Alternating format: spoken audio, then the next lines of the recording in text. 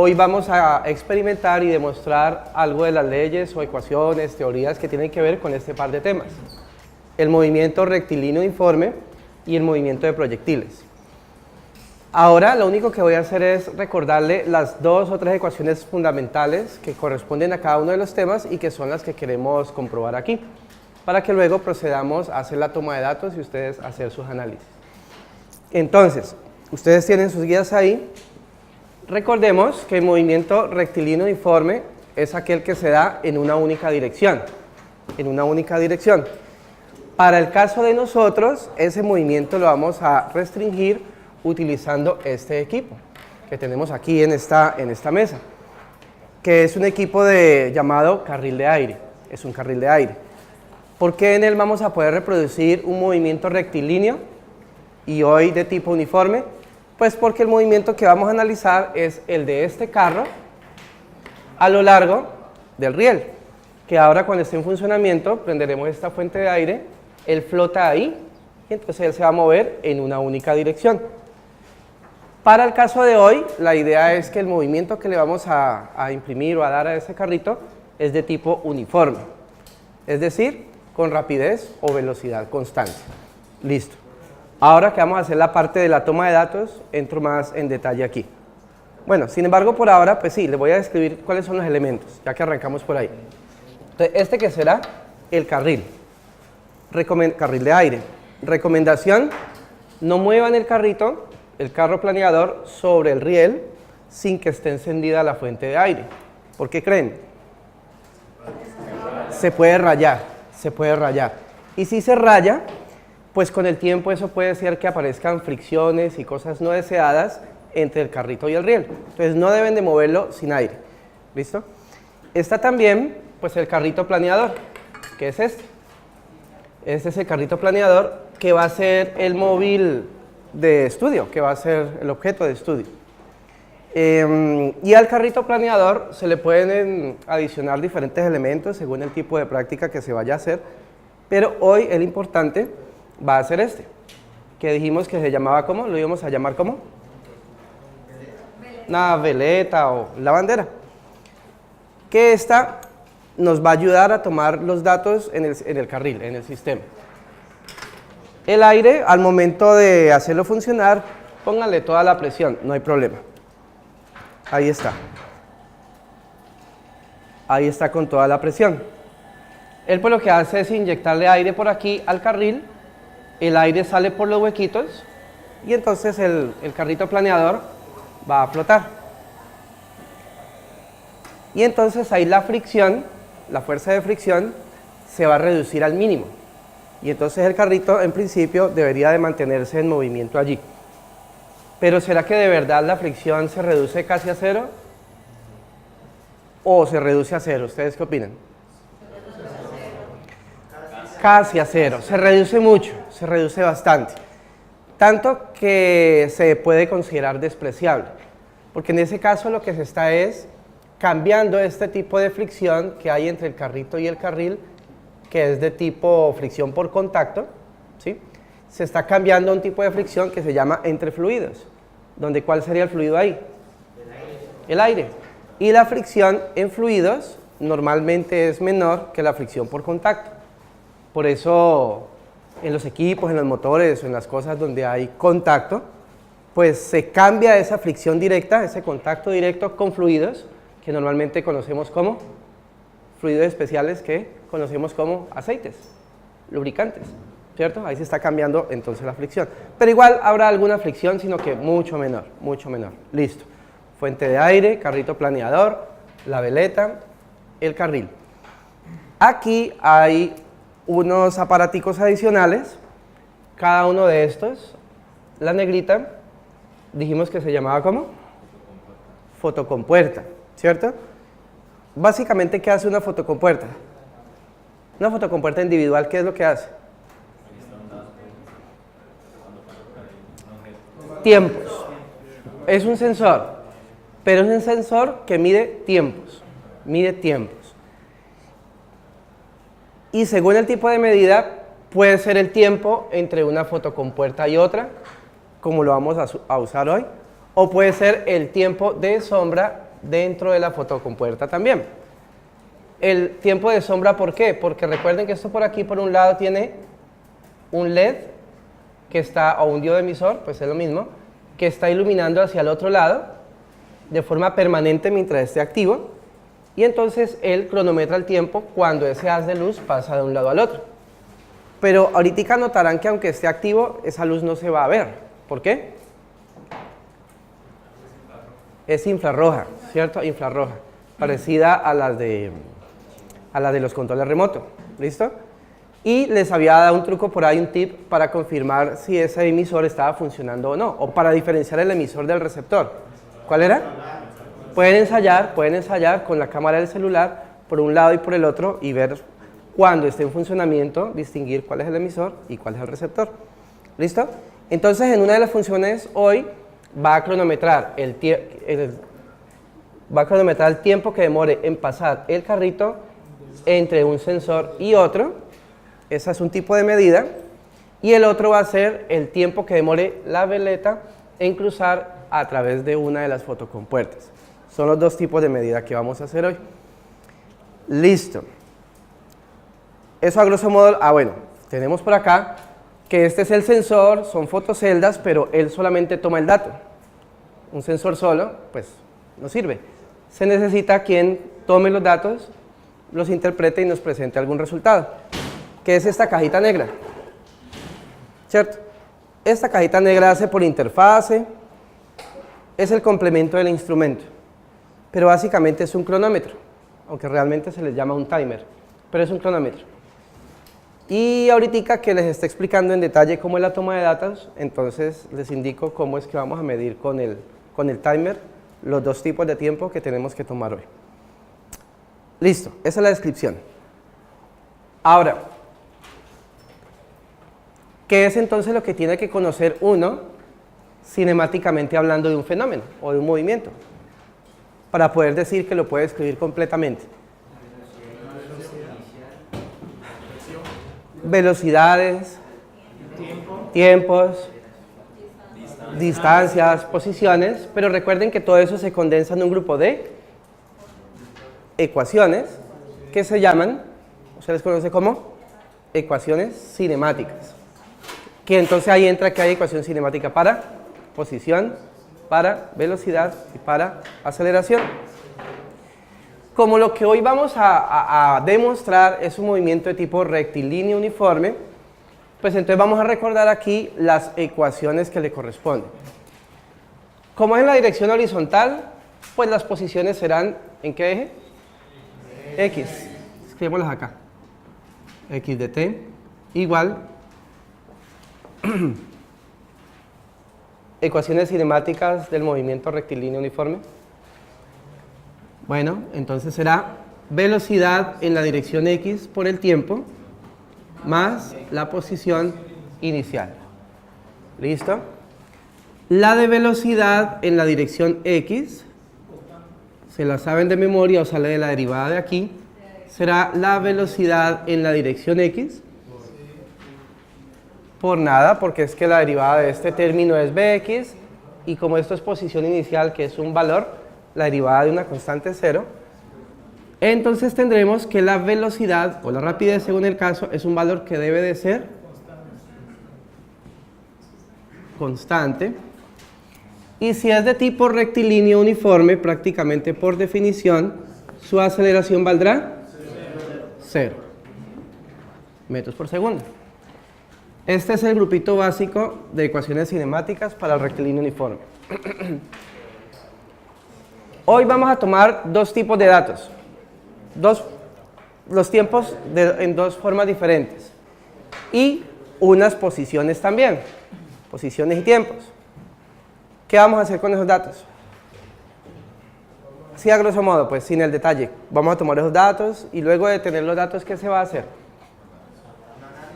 Pero para analizarlos, ¿qué hay intermedio? ¿Ah? Eso, mientras toman los datos, tabulan, luego con esos datos grafican y luego con ese gráfico y analizándolo, pues confirmaremos esto. ¿Qué tipo de gráfico se va a hacer?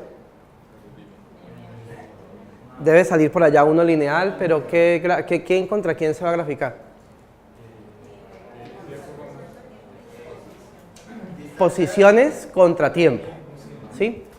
Los tipos de gráficos que se van a pedir hoy van a ser de posición contra tiempo, es decir,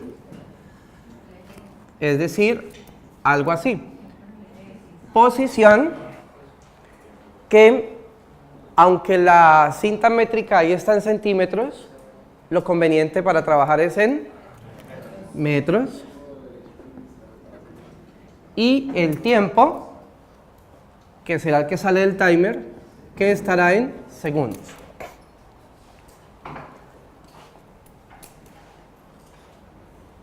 Como el movimiento que estamos reproduciendo ahí va a ser de tipo rectilíneo uniforme, ¿qué tipo de gráfico se esperaría ahí? Ahora sí, eso me lo dijeron ahora algunos. Lineal, ¿cierto? Lineal, algo así se espera. Donde esto será la posición inicial y la pendiente corresponderá a la velocidad del movimiento, a la velocidad o la rapidez según el caso. ¿Cuál es la idea hoy entonces? Es a partir de los datos confirmar que efectivamente sale muy lineal. ¿Por qué muy lineal y no lineal? Porque es experimental, es experimental. Seguramente no va a dar unos datos que correspondan a una línea perfecta, pero sí, pues los datos seguramente se debe de notar que se pueden ajustar a través de una línea recta, a través de una función lineal, y entonces con eso podremos confirmar la teoría. Obviamente, qué tan desviados estén los valores experimentados de la recta teórica o de la recta ajustada, pues ustedes deberán de justificarlos a través de las causas de error y calcular porcentajes de error y todo lo demás. Ahora días con otro grupo hubo un dilema porque hubo una práctica que era difícil de hacer en cuanto al resultado esperado. Les dio el resultado, pero les dio unos errores grandecitos, 30, 35%, y estaban muy asustados. Pero a nivel de ahora que ustedes están aprendiendo y analizando, si ustedes a conciencia hicieron lo mejor posible y les da un error grandecito, se vuelve entonces muy importante justificar por qué fue ese error. O sea, a la mala no tiene que dar un error, forzadamente no puede dar un error, no tiene que dar un error del 1, 2, 3, 4%, ¿no? Usted lo hace lo mejor posible. Si da un error grande, pues hay que justificar. De pronto la calidad del instrumento, la calibración, la iluminación, algún dato mal tomado, lo que sea, porque eso es también importante. ¿Listo? Bueno, entonces, pensemos. Ya sabemos que vamos a utilizar una fuente de aire. Ajá. Primero de aquí para acá, ¿no? Vamos a utilizar una fuente de aire para minimizar la fricción. Y queremos que el carrito se mueva con velocidad constante. A veces les digo velocidad, a veces les digo rapidez. ¿Qué es lo correcto o de qué depende? La velocidad depende de la velocidad depende de la dirección. O sea, si te dan la dirección, entonces... Es velocidad, eso. Para que sea velocidad hay que tener definida explícitamente la dirección. Entonces yo les he dicho aquí que según el caso, porque es que ustedes van a mirar, porque si ustedes escogen este como su eje X y van a medir desde este lado, y usted dice, ah, no, es que estoy tomando posiciones de la izquierda hacia la derecha y se va a mover hacia la derecha, usted puede decir, ah, la velocidad es tal o la posición es tal en la dirección positiva o hacia la derecha. Ya ahí serían valores, serían magnitudes vectoriales, ¿cierto? Entonces depende de uno realmente cómo sea detallado con el lenguaje. Para este caso sería velocidad. Pero si yo solamente digo, ah, está ahí en 90 centímetros, ¿eso qué sería? Ahí sería un valor de distancia respecto del inicio, pero tal vez no va a ser una posición porque dependería si estoy yo aquí en este lado y es a mi derecha, o si están ustedes por ese lado y medido desde aquí es desde su izquierda, ¿cierto? Ahí sí sería una posición. Por eso siempre hay que definir bien lo que es el marco de referencia. Bueno, entonces queremos que esto se mueva aquí con velocidad constante o con rapidez constante. Precauciones iniciales. ¿Qué tendríamos que hacer? ¿Qué tendríamos que mirar? Bueno, el aire hay que prenderlo, eso, ¿sí? Que esté nivelado, ¿cierto? ¿Por qué?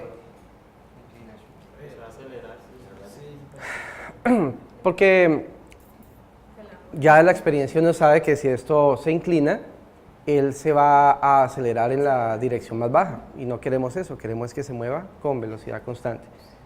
¿Cómo creen ustedes que se pudiera uno asegurar que está lo mejor nivelado posible? Nivel, que tal vez haya alguno por ahí, bueno, esa es una opción, o eso, esa es otra opción, prender el carro y él debería quedarse en el medio, tiende a quedarse en el medio, realmente con el ratico él se va para algún lado. ¿Por qué será? No sé, cada uno lo piensa, pero creo yo que es que con que lo coja un poquito, un chorrito de aire y lo empuje por un lado un poquito, ya él de pronto se empieza a ir por ahí, ¿sí? Entonces vamos a verificar eso, que esté nivelado. Pues la mitad de 100, lo coloco ahí un momento, y parece que está caído para este lado. Entonces, ahí juega uno con estos, con las bases, con las paticas que uno le puede ahí dar altura, puede ir nivelando. Falta. En la parte experimental, ustedes no deben de hacer nada a la ligera, tienen que analizar causas de errores y eso hay que documentarlo. ¿Es controlable? ¿No es controlable? Si no es controlable, pues ni modo, eso entra a formar parte del error estadístico. Si es controlable, ¿cómo lo controlaron? Bueno, y de todas maneras, como la idea es que yo les estoy haciendo la demostración nada más, pues no me voy a pulir con esto. Ustedes ahora que vayan a trabajar, lo hacen lo mejor posible. Listo, supongamos entonces que está nivelado. Listo, ¿qué más tenemos que tener presente para que el movimiento sea rectilíneo y con velocidad constante, uniforme?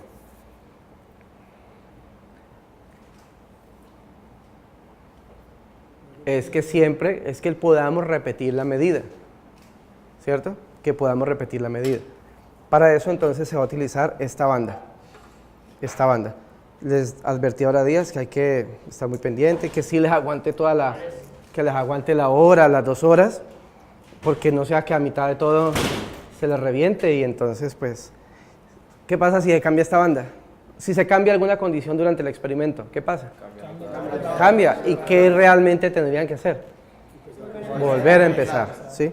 Listo. Por eso tienen que analizar si es conveniente cambiar de manos, cambiar de iluminación, bueno, yo no sé. No deben cambiar las condiciones. Y entonces la sugerencia es sencillamente que lo coloquen siempre al extremo. Creo que está muy tensionado. Y sencillamente soltarlo. Y cada vez que vayan a hacer un nuevo lanzamiento, una nueva medida, de la misma forma. Ahí, ¿cuál es la idea? ¿Cuál es la hipótesis? Pues que siempre que se está reproduciendo, la medida. Listo. En el primer tipo de medida, ¿qué es lo que vamos a tomar? Bueno, en ambos casos son tiempos. Pero vamos a tomar ¿qué? Tiempo entre, ¿en dónde? Bueno, entre una posición 1 y una posición final. Esa posición inicial, una va a estar dada por uno de las fotocompuertas, pues puede ser esta que está aquí a la izquierda, y la otra, pues por la otra. Que es lo que en la guía dice una que es P y la otra que dice que es Q. Y dice que arrancar en un P, entre un P y Q, ¿de cuánto más o menos? La medida inicial. ¿De 20? De 20. Entonces ahí también alguno con ojo fino tiene que mirar aquí una de las fotocompuertas donde está. Aquí está en 20 y algo, ustedes verán, usted puede decir el primero lo colocó, no mentiras, muy cerquita en 10 no, en 20 o 30. Digamos que estuviera en 20, entonces este sería mi P, y 20 más pues sería por aquí en los 40. Hay algunos muy pulidos que lo que hacen es que, como cuando se activa la fotocompuerta, él alumbra aquí el LED, ahí, ¿sí ven? A partir de ahí está empezando a medir, entonces de pronto le hace una referencia o algo al carrito y dicen, allí es mi 0 y a donde vuelve y me lo activa aquí es mi punto final, es mi Q, como está allá, ¿sí? Esos son detalles que yo les doy la pauta, pero cada uno tiene que analizar cómo lo hace. Listo. Entonces, digamos, aquí, ustedes sí se pulen todo lo que tienen, supongamos que está aquí en 20 centímetros, aquí está en 40 centímetros, entonces el delta X, ¿cierto? Ahí sería de 20 centímetros, ojo para los datos. Reseteo acá, confirmemos si debe estar en la función de pulso. En la función de pulso debe activar el cronómetro cuando está aquí, ¿sí? Y debe de detener el cronómetro cuando está aquí, está bien. Así es que lo queremos. En ese momento entonces no está midiendo tiempo de sombra, sino que uno está activando y el otro está parando. Reseteo.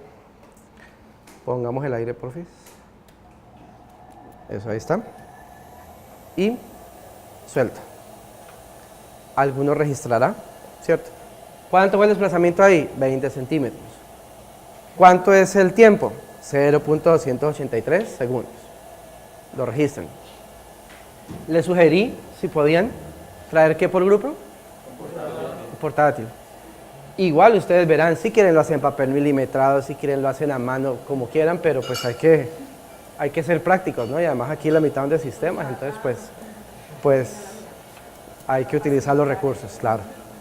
Listo, entonces registrarían para X de 20, tiempo de 0.283 segundos o 283 milésimas de segundo. ¿Sí? Ahora lo detallan. Pero recuerden que para reducir el error, más que todo de tipo estadístico, uno ¿qué debería hacer con las medidas? Tomar varias. Entonces, para esos mismos 20 centímetros, sugiere la guía tomar ¿cuántos datos de tiempo?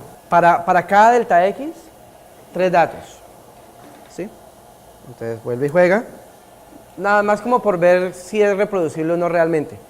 ¿Cuánto de tiempo fue ahora? 283 milésimas de segundo. Vamos a ver. 296 milésimas de segundo. Unas cuantas milésimas. Listo. ¿Por qué? Pues ahí igual pensarán ustedes por qué pudo ser. Porque de todas maneras este aparato es muy sensible, es muy bueno. Listo. Y ahí entonces toman sus 3 datos de tiempo para 20 segundos. Luego, ¿qué sigue? Ve para 20 centímetros. Luego, ¿qué sigue? ¿Qué sugiere? De a 10 en 10. Bueno, aquí habría una dificultad, porque el 50 miren, ¿cierto? Pues ahí ustedes verán cómo le hacen. Pero si definitivamente no pueden, se sugiere 10, pero no tiene que ser 10. ¿Sí? Puede ser que usted diga, no, entonces pues como no pueden 10, pues entonces lo voy a poner aquí en 54, que me corresponde un delta X de 20 a 54, que serían de 34. ¿Sí? O sea, se sugiere 10, 20, pero si no pueden los valores exactos, lo realmente medido. No, o sea, la física no es restringida a lo que nosotros digamos aquí, debe funcionar igual. Reseteo, las mismas condiciones, suelto, y ahí está, 462 milésimas. Ahí como por curiosidad, otra vez.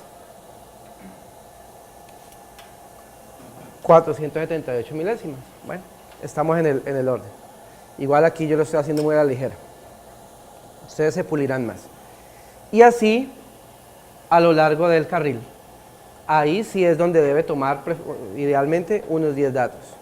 ¿Cierto? 10 datos, pero de cada uno 3 tomas, al menos. Para trabajar entonces en el análisis, en el gráfico y todo lo demás con valores promedio, procurando a reducir el error de tipo estadístico. Bueno, ahí tendremos nuestras posiciones y nuestros tiempos entre esas posiciones. Con eso vamos a poder calcular un tipo de velocidad. ¿Qué tipo será? ¿Velocidad de tipo medio o de tipo instantáneo? ¿Por qué medio? No. Más o menos. Mejor.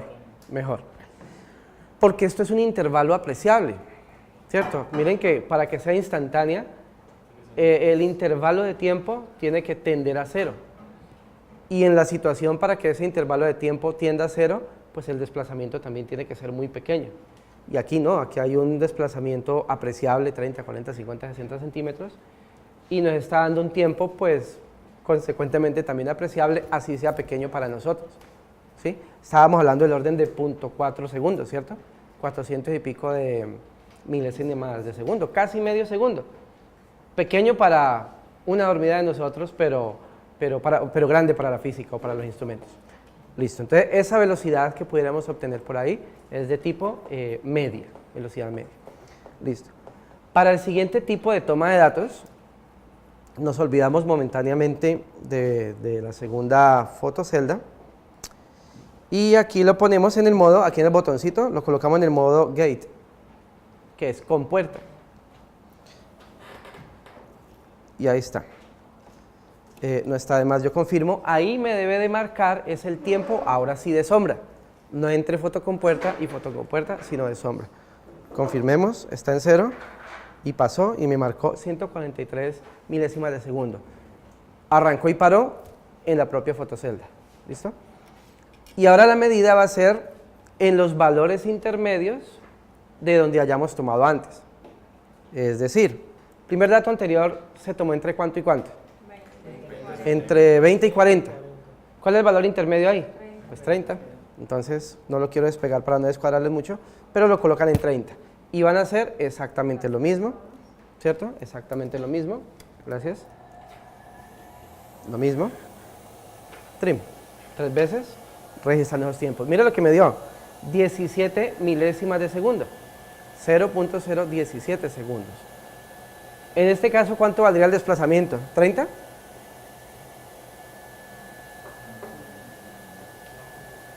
No, 30 sería la posición donde estoy midiendo, pero lo que se desplazó ahí fue la veleta dentro de la fotocompuerta. Es decir, que lo que cronometró ahí es el tiempo de sombra de la veleta. Es decir, que hay un dato que no deben de olvidar. ¿Cuál es? El ancho de la veleta. Aunque la guía dice un valor y no está perversamente malo, no confíen en eso, mídanlo lo mejor posible. E igual, entonces los 30, 3 medidas, en el intermedio de la siguiente, si se dificulta por la pata, bueno, cercano, 3 medidas, 3 medidas, 3 medidas. Listo, y ahí entonces vamos a tener otra vez unos valores. Para cada una de esas posiciones, entonces, ¿cómo va a ser el desplazamiento? ¿El mismo o cambia? Para cada una de estas posiciones. El mismo, ¿y sería cuál? Porque las posiciones van a ser, digamos, 30, 50, 70, no sé. Posiciones, pero los desplazamientos para la velocidad sería este anchito. Siempre. Porque estemos donde estemos, eso es lo que va a atravesar la fotocompuerta y ese es el tiempo que va a medir. ¿Cómo deberían ser más o menos los tiempos que registre esto en las diferentes posiciones? ¿Iguales, diferentes, aumentando, disminuyendo? ¿Deberían ser? Iguales, no iguales. Porque si es un movimiento rectilíneo uniforme, es porque la velocidad es constante. El desplazamiento es el mismo. Y si es velocidad constante, entonces los tiempos deberían ser los mismos. En teoría, pues eso es lo que hay que ver, pero hay que tener la idea de a qué se quiere llegar, porque pues si no puede haber algún dato erróneo y la embarra uno ahí. Bueno, con este desplazamiento y este tiempito calculado del paso de él, ¿qué tipo de velocidad podemos calcular? ¿Ah? Realmente sería media. Realmente, porque de todas maneras hay un desplazamiento, vuelve y juega, pequeño para nosotros, pero grande para la matemática. Esto es apreciable. Igual con el tiempo. Si el aparato lo logra medir es porque es un tiempo apreciable. Pero si nos vamos a la realidad, un tiempo de 17 milésimas de segundo para nosotros, eso tiende a 0. Es un tiempo muy pequeño. Entonces, las velocidades que uno puede calcular en esas posiciones intermedias se puede considerar muy cercana o se puede considerar como la velocidad instantánea en esos puntos. ¿Sí? La idea es que es un movimiento rectilíneo uniforme. ¿Cómo deberá de ser la velocidad media comparada con las velocidades instantáneas? ¿Mm? Sin miedo. ¿Cómo? Iguales. Recuerden el caso del ejemplo clásico de la moto, que usted va a 60 kilómetros por hora, todo el rato, 60 por hora, 60 por hora, todo el rato. Si calcula la velocidad media, ¿cuánto le va a dar? 60 kilómetros por hora. Pero momento a momento que usted mire ahí la velocidad o la rapidez instantánea en el velocímetro, ¿cuál va a ser? La misma. La misma. Eso se debe concluir luego de una buena toma de datos aquí. ¿Listo? ¿Claro? ¿Listo? Entonces ya ustedes notaron por acá con Wilson, este equipo también permite hacer todos los estudios de cinemática. ¿Cuál es la diferencia o la ventaja? Es de que el sistema toma los datos, en este caso estas son fotocompuertas también, pero a diferencia del timer de allá que nos daba de una vez el datico de tiempo, él lo toma aquí a través de esta interfase y lo manda de una vez al computador, ¿cierto? Entonces eso nos reduce errores porque nosotros directamente no tenemos que tomar los datos. Uno al escribir puede comerse algún cero, alguna coma o algo. Aquí ya ese problema uno se lo evita. El sistema es tan relativamente bueno que él pudiera tomar automáticamente todos los datos, pudiera hacer el gráfico de una vez, como uno se lo haya definido, puede hacerle de una vez, botarle los resultados de velocidad, de posición, todo, interpretado, todo. O se puede hacer semi-manual como lo van a hacer ustedes ahorita. El hecho de que sea, yo personalmente procuro de que sea más bien semi-manual para que de todas maneras ustedes tengan que manipular un poco y al manipular de todas maneras tenga que pensar un poquito en la física. Porque si usted le dice al sistema haga todo automático, pues ¿dónde quedó la física? ¿Cierto? Claro que bueno, a partir de los resultados, de los gráficos también se puede analizar, pero en parte se aprende también cuando uno tiene que ajustar el sistema y saber por qué lo hace.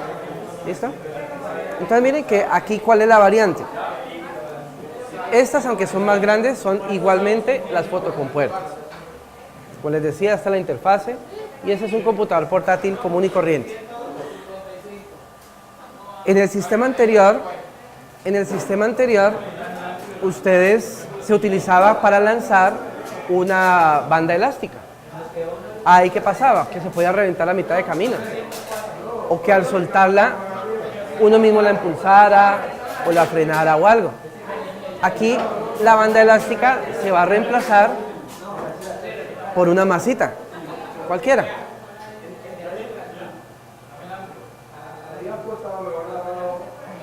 Pero la masa llega aquí a una base. Llega aquí a una base. El aire está apagado por ahora, entonces pues no hay movimiento todavía. El movimiento entonces del carrito a lo largo del carril va a ser compuesto. Va a ser de dos tipos.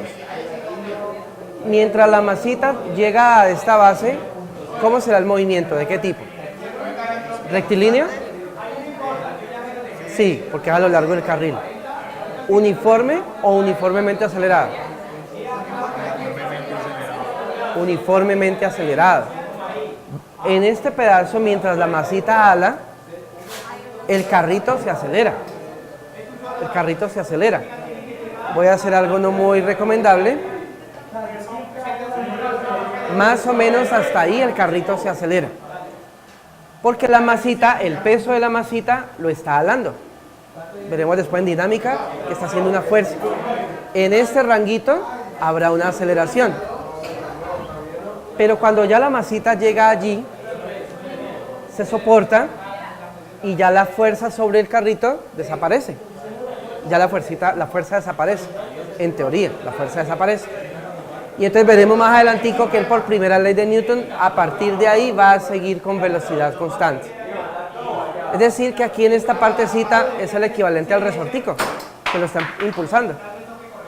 De aquí para allá será velocidad constante y podemos tomar el mismo tipo de datos que con el carril tradicional.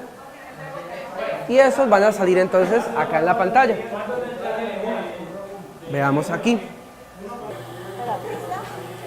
Ya te digo. ¿Lista? Ya. Punto 48, ya eso es más creíble. 0.20. Igual las 3 veces, ¿no? Igual las 3 veces. Y este que es tan preciso, ¿es necesario tomar la cantidad? Sí, es mejor.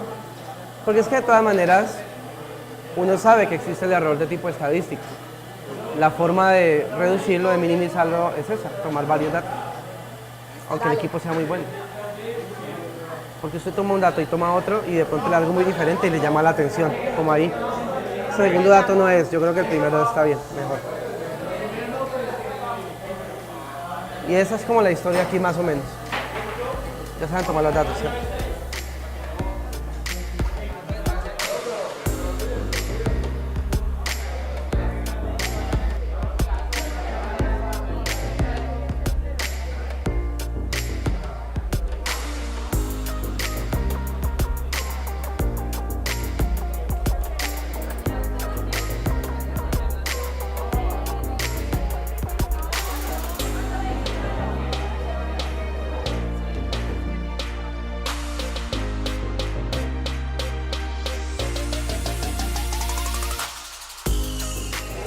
Muchachos, entonces aquí vamos a poner en práctica, poner a prueba movimiento de proyectiles.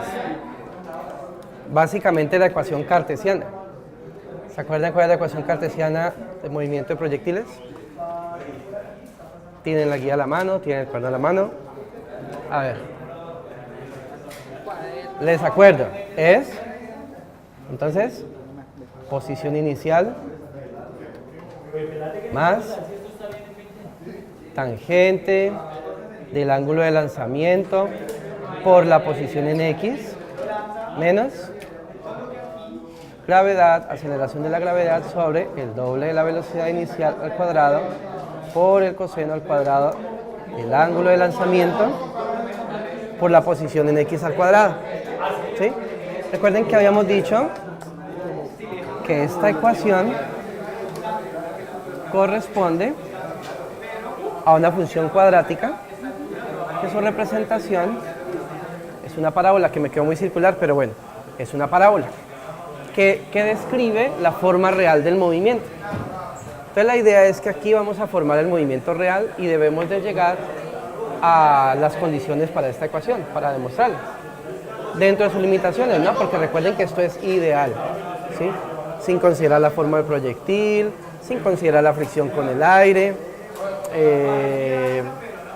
considerando que la aceleración de la gravedad es constante, que en esta variación de altura, pues realmente casi eso es muy cierto, ¿no? Eso es muy cierto. Bueno, recuerden que entonces lo que determina el movimiento inicialmente es su ángulo de lanzamiento y su velocidad inicial. Eso es lo que determina el movimiento. Entonces, el aparato que vamos a utilizar, primero que todo, el proyectil que vamos a utilizar son estas bolitas. Bueno, este va a ser nuestro proyectil. Este es el lanzador. El proyectil va a salir de aquí hacia allá. El lanzador, como les decía, tiene 3 posiciones. Ahí está por fuera, ahí no está haciendo nada. Ustedes le hacen aquí, preferiblemente con algo. Primera posición, segunda posición y tercera posición. ¿Sí? Por si acaso, lo pueden tener ajustadito aquí un rato. Ya con el tiempo ellos como que se gasta un poquito el freno, entonces de pronto dispara solo, entonces mejor sostenerlo acá. ¿Cómo lo dispara? Pues sencillamente aquí. No, ya tampoco es tan terrible, aquí va. Listo. Es que era la posición más fuerte. Pues aquí puede ser que lo hagan en la primera posición. El caso es que siempre, miren que ahí sí se me fue solito. Siempre deben de hacerlo desde el mismo punto, ¿no? Debe ser de la primera. Sí, la primera es apenas para acá. Gracias. Eso nos va a dar la velocidad inicial. Para el ángulo, él aquí tiene una plomada. Y tiene un transportador, ahí entonces uno puede conocer el ángulo de lanzamiento. Ese ángulo sería ¿cómo? ¿Teórico o experimental? Experimental. En principio, Es un dato que se obtiene del equipo, se podría en principio considerar experimental, pero resulta que luego de un poco de datos que vamos a tomar, lo vamos a obtener. Entonces, como este es el método más directo de obtenerlo, entonces lo vamos a considerar como el teórico, ¿cierto? Y el que obtengamos luego de todo el proceso, el que vamos a considerar como el experimental. ¿Listo? Entonces, este va a ser nuestro valor de la velocidad, del ángulo de lanzamiento inicial teórico. Bueno, en la primera parte, ustedes van a hacer lo siguiente. Ustedes, este montaje es sugerido, pero ustedes lo pueden cambiar si quieren. La cinta métrica empieza en 0 allá, viene hacia acá.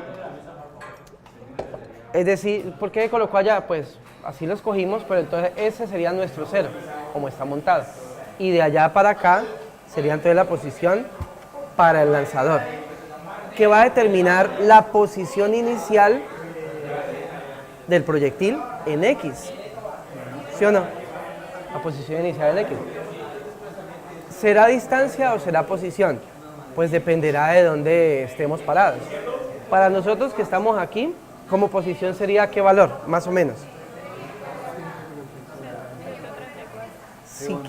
Si lo fuéramos a tomar como posición, para nosotros aquí sería como menos 134, ¿cierto?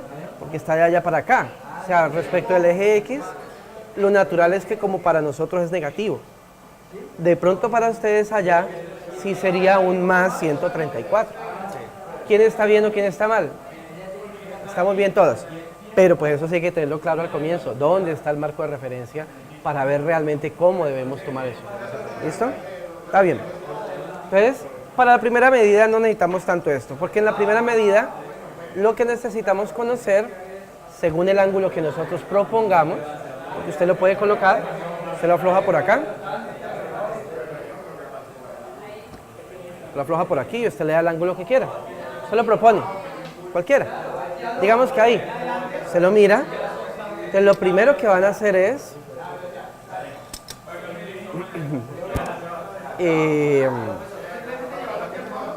conocer cuál es su alcance horizontal. Primero, esta es una medida exploratoria, digamos, porque es para ver más o menos dónde cae. Luego lo vamos a medir. O sea, ya hicimos algo de eso. Ya hicimos en la tercera, en la segunda y en la primera posición. Y escogimos ¿cuál? La primera porque las otras se nos salían, ¿cierto? Y en esta primera vamos a ver dónde nos cae. Tomándolo aquí. ¿Sí? Lanzo. Y cae más o menos por aquí, ¿cierto? Más o menos. ¿Por qué eso? Porque es que miren, la velocidad inicial no la conocemos todavía. La gravedad la podemos conocer. Como estamos en el laboratorio, la sugerencia es que se busquen en internet la aceleración de la gravedad para Cali. ¿Sí? Cali, sí, claro. No es la misma. ¿9.8? Sí, 9.8. No, el 9.8, el 9.81 metros sobre segundo cuadrado es como un promedio aceptado para el mundo. Pero cada región, en cada punto, esa aceleración puede cambiar, no mucho, pero cambia un poquito. Pues como esto es experimental, pues procuremos buscar ese valor.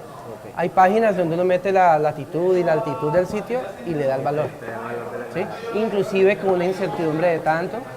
Entonces, les sugiero que la busquen. Pero es un valor que puede conseguir. El ángulo se puede conseguir. La posición inicial en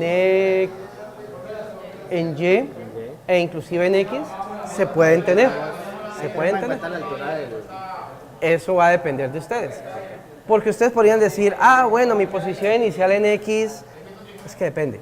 Si la mido desde allá, es respecto de mí en menos 140 y una altura de tanto. Esa podría ser la posición. Pero otro podría decir, no, yo lo voy a medir desde aquí, desde la salida. Y cae menos. Y lo que es hacia abajo sería negativo en posición, de aquí para arriba positivo. Ustedes lo tienen que definir. Bueno, pero esta primera medida es porque necesitamos conocer cuánto es su avance en X. ¿Por qué? Porque nosotros queremos formar una tabla de posiciones en X y posiciones en Y. necesitamos los X y los Y experimentales. Una tabla mínimo debe tener ¿cuánto? ¿Ah? ¿Mínimo cuántos datos? Mínimo 10 datos, ¿cierto? Entonces miren, con este X, que es el avance máximo, ¿yo qué hago? Pues yo lo mido, lástima que está pegado, aquí está, ¿sí? Yo lo mido y digo, ah, bueno, no, esto tiene un avance, un alcance horizontal máximo de, digamos que 110 centímetros, más o menos, y quiero 10 datos, entonces cada cuánto voy a colocar el lanzador. Son 110 centímetros para 10 datos, entonces cada 11, ¿cierto?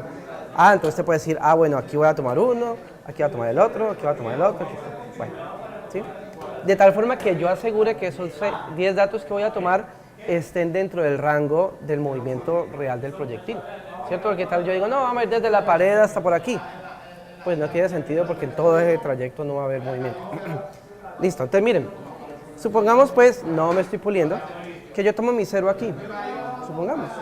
Pero listo, entonces yo diría, para 0, posición en X, entonces va a venir el Y.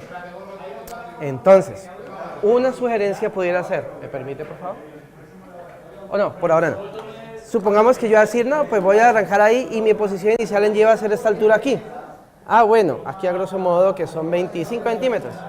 Entonces, 0.25, ¿cierto? Así estoy definiendo yo por ahora como mi posición inicial.